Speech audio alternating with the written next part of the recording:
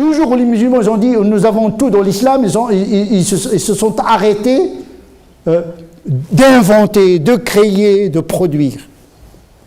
C'est le signe de la décadence. Dieu a voulu que ce texte s'ouvre sur l'humain.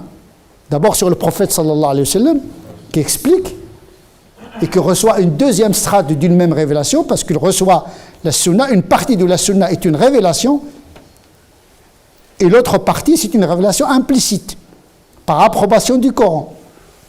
Il y a même une troisième sunna qui n'est pas normative. Comment il dormait, comment, etc., sa vie, sa description, ça ne relève pas de la révélation. Et ce qui relève de la révélation n'est pas forcément explicite. Et ce qui est explicite n'est pas forcément normatif. Et ce qui est normatif n'est pas forcément applicable. Ce qui est vrai pour le Coran également. Tout ce qui est dans le Coran n'est pas obligatoirement applicable.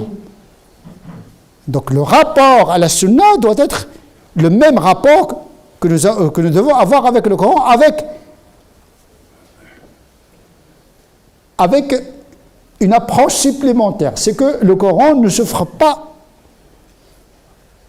digne d'authentification. Le Coran est mutawatir. Par contre, la sunna n'est pas tout authentique. Donc il y a un effort pour authentifier la sunna avant de l'interpréter. Donc il y a deux approches de la raison quant à la sunna, c'est-à-dire la fixation, l'authentification.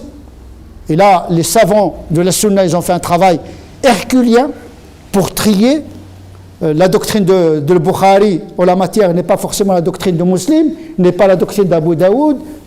Il y a toute une discipline qui s'appelle l'ilal, qui s'attaque à des hadiths qui sont en apparence authentiques, mais qui au fond, ils souffrent d'une anomalie subreptice, ilm al-ilal, comme le Bazzar, le Bukhari, il y a des spécialistes en la matière.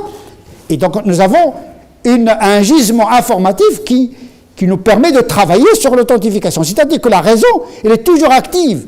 Et le texte ne parle pas d'eux-mêmes. Jamais les musulmans n'ont été gouvernés par le Coran et la Sunna. Ils ont été gouvernés par le commentaire et l'interprétation. On met le Coran et la Sunna à l'abri de nos erreurs.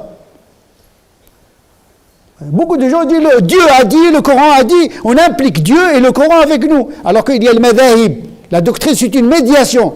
Comme ça, si il y a une erreur, c'est le madhab qui s'est trompé, ce n'est pas la religion. Il y a des gens qui parlent de la religion, mais si ton interprétation est fausse, tu es en train d'engager toute la religion avec toi. Parle en ton nom. Dis, voilà ce que j'ai compris de ma religion. Ne dis pas, c'est ça la religion, sauf les 6 piliers de la foi, les 5 piliers de l'islam, des choses qui sont connues par le savant et l'ignorant.